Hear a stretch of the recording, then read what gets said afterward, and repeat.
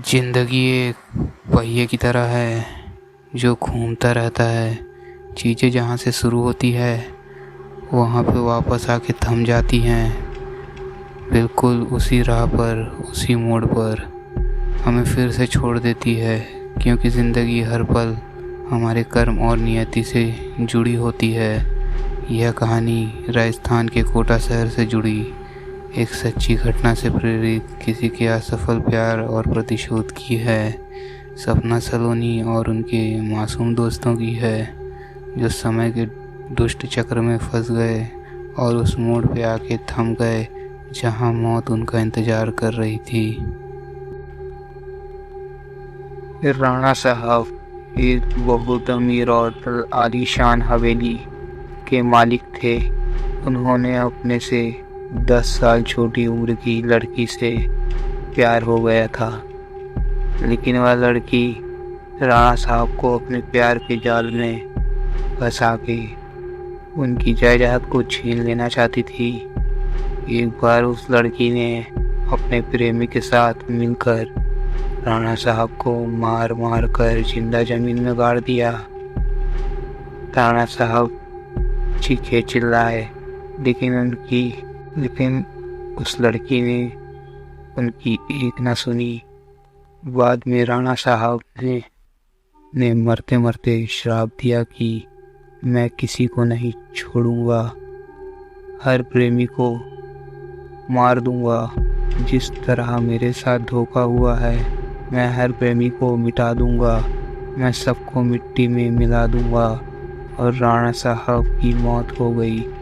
उस दिन के बाद वह जगह और हवेली श्रापित हो चुकी थी। वहाँ कोई भी जाता था वह कभी वापस नहीं आ पाता था। आज भी राणा साहब की प्रेत वहाँ घूमती रहती है। कुछ दिन बाद उस हवेली पे एक प्रेमी कपल वहाँ घूमने के लिए आए।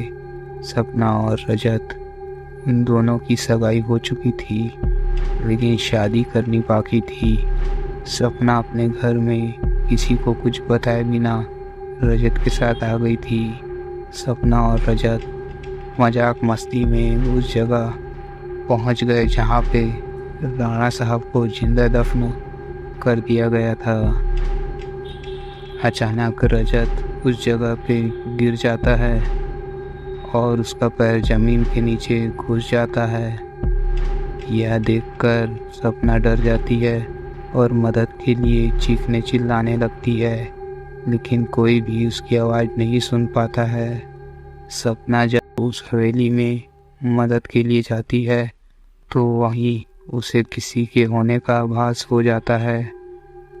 उस वक्त तुरंत सपना गिर जाती है और कोई उसका पैर पकड़कर उसे ज़मीन पर खींच के ले जाता है जहां राणा साहब और रजत दफन हुए थे। बाद में सपना भी उसी जगह पर दफन हो जाती है। कुछ दिन बाद जब सपना अपने घर नहीं पहुंचती, तो उसकी बहन सलोनी अपने पति समीर और कुछ मित्रों के साथ उसे ढूंढने उस हवेली पे पहुंच जाती है। समीर एक पैरानॉर्मल एक्टिविटी का एक्सपर्ट था। जब वह सब उस हवेली पर पहुंचे तब समीर को पता चल गया था कि यहाँ पे कुछ बुरी आत्माओं का वास है। उसने सबको सूचित कर दिया। उसी रात को उन सभी के साथ कुछ अजीब गरीब घटना होने लगती है, जैसे कि नल से पानी टपकना, अपने बेडरूम में मिट्टी का आ जाना, रूम की खिड़कियां अपने आप हिलने लग जाना, किसी के रोने की और चिल्लाने की आवाज़ आना।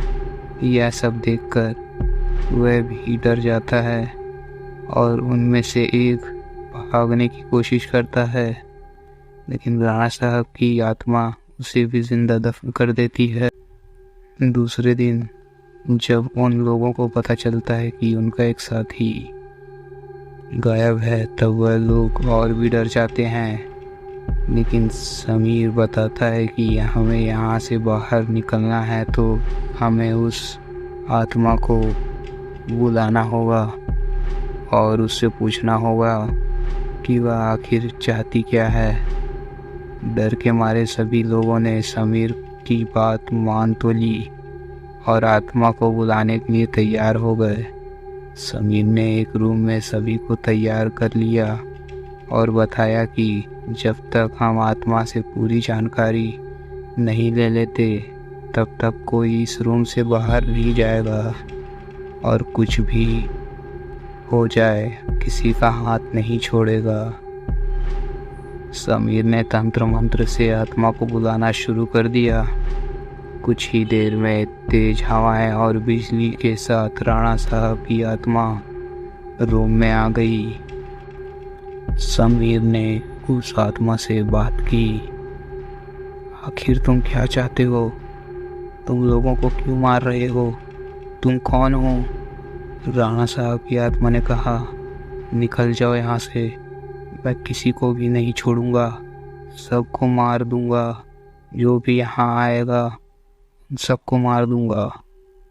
इतना कहकर वह आत्मा चली गई। वह लोग बाद में सपना की आत्मा को बुलाने और पूछे आखिर उसके साथ क्या हुआ था। सपना की आत्मा ने उन सभी को सारी हकीकत बता दी और बोली, मुझे राणा साहब ने ज़मीन के नीचे दफन कर दिया है, प्लीज़ मुझे यहाँ से निकालो। सलोनी ने अपनी बहन सपना से पूछा, राणा साहब की आत्मा को कैसे मारा जाए। सपना ने बताया कि जहाँ राणा साहब ने हम सबको दफन किया है वहाँ पास में माता जी का त्रिशूल है। उस त्रिशूल से राणा साहब की आत्मा को मारा जा सकता है और इस महल को उसके चंगुल से बचाया जा सकता है। ना कहकर सपना की आत्मा वहाँ से चली गई। समीर, सलोनी और बाकी दोस्त लोग तुरंत उस जगह पे गए जहाँ राणा साहब को दफन किया गया था। राणा साहब की आत्मा ने उन सभी को त्रिशूल के पास जाने से रोकने की कोशिश की, लेकिन सलोनी किसी भी तरह त्रिशूल के पास पहुंच गई। उस त्रिशूल से राणा साहब पे वार किया। कुछ ही देर में राणा साहब और उसके साथ ही वह भी आत्माओं को मुक्ति मिल गई जिसे राणा साहब ने दफन किया था। दोस्तों, अगर ये कहानी आपको अच्छी लगी हो तो प्लीज़ कमेंट करके ज़रूर बताएं।